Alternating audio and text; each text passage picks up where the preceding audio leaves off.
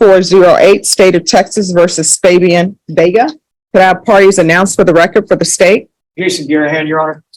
Defense. Eduardo Jimenez, Your Honor. And are you Mr. Vega? Yes, ma'am. All right, you entered a plea of no contest on February 21st to the offense of murder. You entered a plea of true to the enhancement. The court found the enhancement true based upon your plea of true to the enhancements in States Exhibits 1 and attachments. And the court found there was sufficient evidence to find you guilty, and the court found you guilty. According to your plea bargain agreement, punishment is to be assessed at a cap of 25 years in the prison. There's an affirmative finding of a deadly weapon, and the state is taking consideration 2020 CR 6409, night mag number 686664, county court cause number 674688. Have both parties had a chance to review the PSI report, state? Yes, Your Honor. Defense? Yes, we have, Your Honor. Any objections to the PSI report, state? No, Your Honor. Defense? No, Your Honor. All right, state, any witnesses? No, Your Honor. Defense, any witnesses? Yes, one witness, Your Honor. All right, call your witness. The defense would call Brenda Torres. Brenda Torres, Mr. Vega. can you raise your right hand for me, please? Do you solemnly swear or affirm the testimony you give will be the truth and nothing but the truth, so help you God? Yes, ma'am. All right, I'm gonna need you to keep your voice up so that the court reporter can hear and I can hear.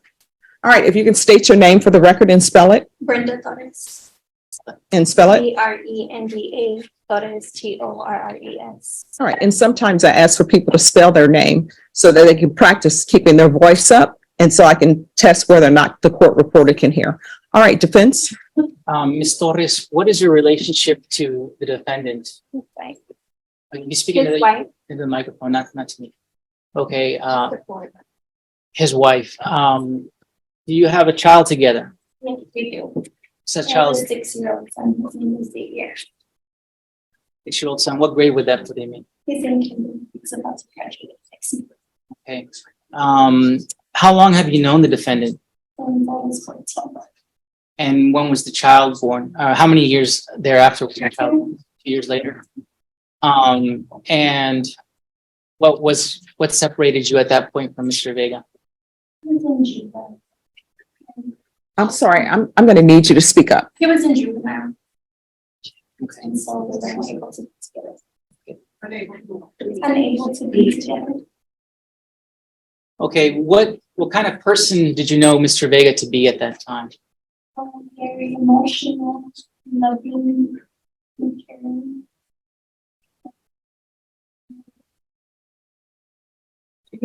And open-minded. Okay, so here's the thing. You're gonna have to speak up, and you need to talk the way you're talking to people if you're not in court, because nobody can hear you. And if I can't hear you, guess what? You might as well not testify, because then I won't be able to consider anything. So you're gonna have to keep your voice raised. Do you see the level I'm at? That's the level you need to be. I know sometimes you're nervous, but if you want me to hear what you're saying, I can only hear it if you speak up, okay? How old are you now, Ms. Torres? I'm 22. You're 22, Yes, and you have a 6-year-old child. I do. Have you raised that child alone? I have. That's not an easy thing to do, is it? No, it's not. Is it easier to keep your voice up so everybody can hear you? All right, let's do that then. Okay, so you say you were separated from Mr. Vega at the point that you were pregnant because Mr. Vega, repeat what you said, He please. was in juvenile at the time. That's when I was pregnant. Were you ever reunited with Mr. Vega? He came for a home visitation and we were together, but then after that, he turned himself in since he was over years after that. Okay. While he was in jail, did you have any communication or contact with Mr. Vega? Yes, he talked on his phone and he's written his letters for these years. Without citing quotations from those conversations or those letters, how would you describe them in general? Very emotional and loving, and I've never felt any less love than him after all these years. It's remained the same. Did he ever bring up, for example, anything about his son?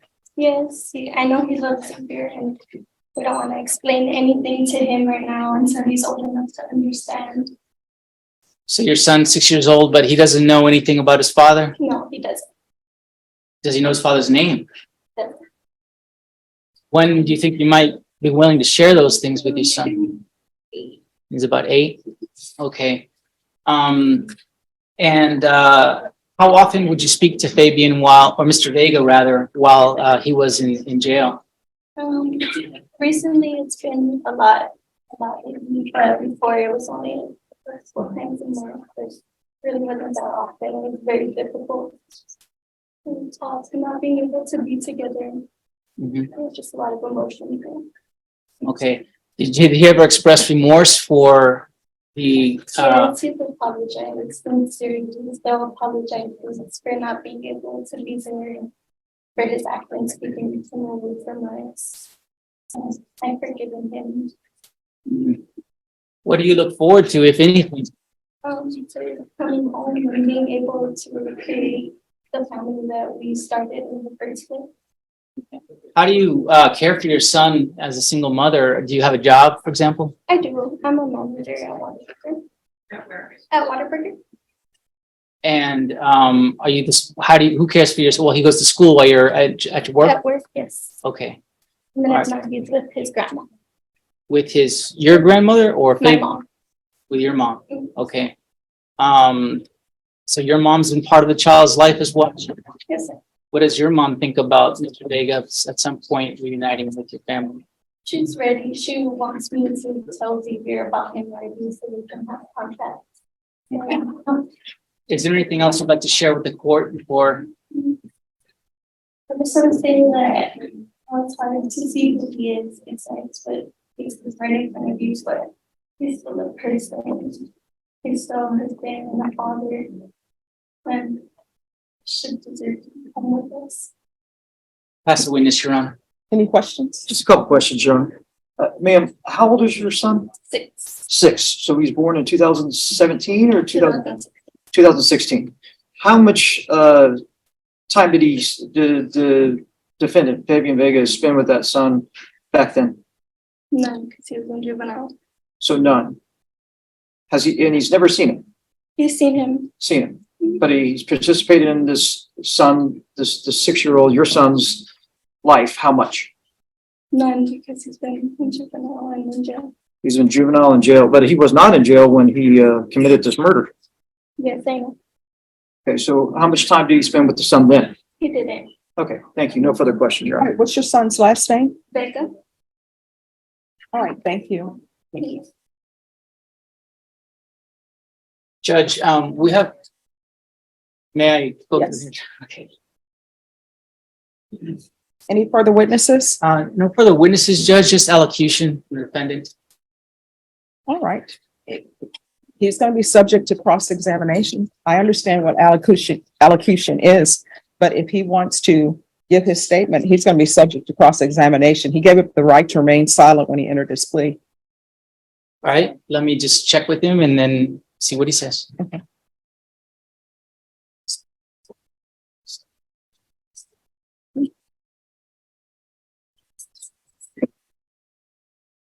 Your Honor, he would like to allocute. All right, can you raise your right hand? Do you solemnly swear or affirm the testimony you give will be the truth and nothing but the truth, so help you God? Yes, ma'am. All right, you can lower your hand. State your name for the record. Fabian Vega. All right, defense. I believe he just wants to share with the court a few brief words. Yes, ma'am. I want to say that I know I took a lot that I can't get back, and I want to apologize to my victim's family for so much pain that I caused them and for their loss. And I regret everything I did. So emotional and stuff like that. I know I'm going to prison, and I would want to get myself right over there by getting my GED because I never finished high school. Take drug classes. I had a problem with drugs in the past, and take parenting classes to better myself to go home to be a good father to my son and just go home clean and just be positive out there and find myself in no more of the situations like I'm in right now. And I ask that you show mercy on me, on the sentence. a wife and a son and leaving out there, and I wanted to go back to them after that time. Any questions? Yes, Your Honor. Mr. Vega, in your,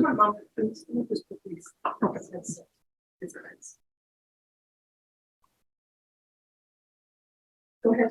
thank you. Mr. Vega, you stated when you were asked about this incident here, you said that in here it says, my neighbors told me them where I was, my name, and that I had tattoos. I tried to fight it with self-defense. So are you saying this is self-defense? No, sir. Okay, but so that's wrong in here. Is that correct? Yes, sir. Okay, so did you lie in here? No, Excuse me? no, sir. But it says self-defense here. I was in fear of my life at that moment. I been shot at, but he seemed proud in the past, so it was out of fear, I guess. So do you feel that you had a right to kill that day? No, sir. I felt like I should have handled the situation a lot like different. It was out of fear, I guess, like my reaction. You know you didn't just you killed one individual, but then you shot 3 individuals that day. You do realize that, correct? Yes, sir. And that you were shooting into a park, Father Benavides Park. You're aware of that. Yes, sir. And there are people out there that you were randomly shooting at. You're aware of that. Yes, sir. And then you say a witness of yours backed out. Who was the witness? My roommate Caleb. Caleb was willing to testify against you. You do realize that. Yes, sir. So how did he back out? Because he was going to tell the truth? I don't know. No further questions, Your Honor. All right, anything else? Mr. Vega, did you grow up your entire childhood with both your parents? No, sir. Can you please explain that to me? I grew up on like CPS care, so I was never around my mom and dad, and I was always like I grew up having like a hard life. So I don't blame no one for my actions that I did. It's just I didn't grow up knowing right or wrong. When you were when did CPS order you into care of a foster home? Yes, sir. And how was your experience with that foster family? It was bad, real bad. You still keep in touch with that foster family? No, sir. You still keep in touch with your mother, your father regularly? No, sir. So when you go to prison, you said you're going to take parenting classes? Yes, sir. Why would you need to learn how to be a loving father? I was never taught like how to be one. I never had that growing up, so I would like to learn. So when I go home, I could be one. That's my time. What about the drugs? With the jokes as well. My plan on going down there and taking drug tests too as well. I had a bad drug problem growing up, and I would like to fix that before I do go home. And why didn't you ever graduate high school? I was always incarcerated and like not focused. Well, what are you going to be focused on when you go to prison? My GED. You're just going to go to prison and they're going to hand you your GED? No, sir. I'm gonna go to class and get my GED. My GED. Okay. No further questions, Your Honor. Anything else? Nothing, Your Honor. All right, Mr. Vega, why does it take you going to prison for you to wake up and realize that you right what's right from wrong? I don't understand that. Like, why does it take going to prison for you to say, I'm going to get my GED, I'm going to be in my son's life, I'm going to be a good parent, I'm going to get off drugs? Because I'm looking at your history and you've been in trouble with the law as a juvenile since 2013. And it started with graffiti at a church or a school. And you were on deferred for that for 6 months. And I know, because I've toured their facilities, I know they give you an opportunity for your GED and for you to do all of that and get your life on track. And then you pick up another case in 2014. Then you are in need of supervision in 2015. And then you have a possession in 2015 and evading in 2015. And this, what I'm talking about is just your juvenile history. And it goes on and on and on. 2016, 2017, all juvenile. And then you have this incident out of Waco, where I'm assuming you went to TYC. I know they don't call it TYC anymore, but you went there. And it appears that you didn't learn anything. And then now we're here for this. And how old are you? 23. All right, you're 23. And I know what young people think because I was in your position. When people get sentenced to go to prison and they're young, they think it's the end of the world for them. But time goes by so quickly. I can't believe how quickly this year is passing. And you still have a chance to improve your life. Like there's someone here who's dead. They're not, and I want you to think about this, they're not having graduations. If they were going to graduate, you can say, hey, that person was a horrible person too, or did horrible things. But guess what? They're not going to graduate. They're not going to see any grandchildren maybe they were going to have. They're not going to get a chance to improve themselves here on the planet because they're no longer with us. So there are many things that they won't be able to do. I don't understand why, if you have a child who's 6 years old, instead of doing this, why were you not spending as much time with them as you could? The witness tells me that you're very, very loving. Then a very loving person would be, I want to spend as much time with my son as I can because I've missed out so much on his life. I went through Child Protective Services, so I want to make sure my son doesn't go through that. I didn't have a good father, so I want to make sure my son has that. That's not so much about you knowing right from wrong. That's just like common. You understand? Yes, ma'am. All right. The court will hear argument. His cap is 25 years. State, I'm assuming you're asking for 25? Yes, Your Honor. All right. And defense? Our defense is asking for mercy, and we're asking for that in a situation where there's been a death, a murder, and that life can't be brought back. So there's nothing we can say to change that fact. This young man, having growing up without a father and mother, there's nothing we can do to change that either. This young man making poor choices, not being around his son as his son was growing up, and being rather with people who are involved in drugs and guns. There's nothing we can say to change that either. But we have heard from him.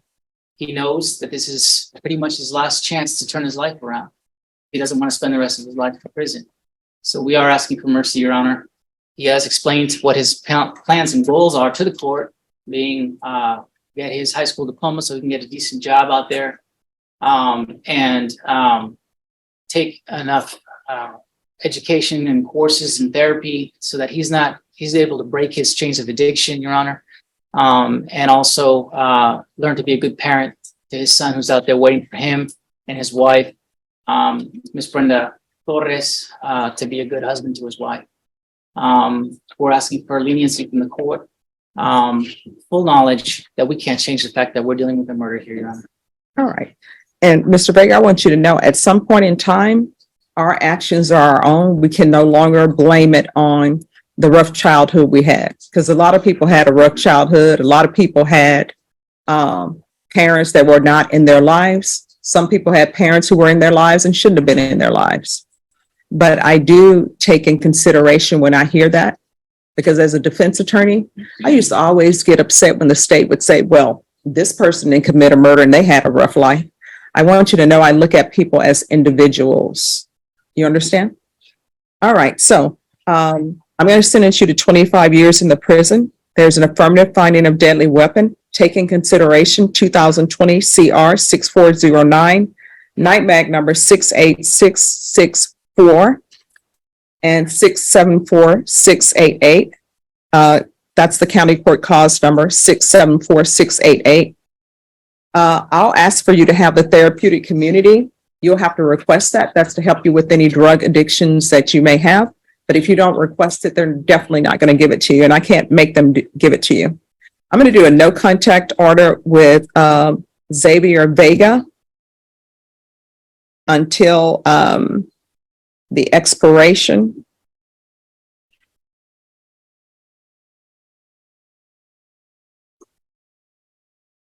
of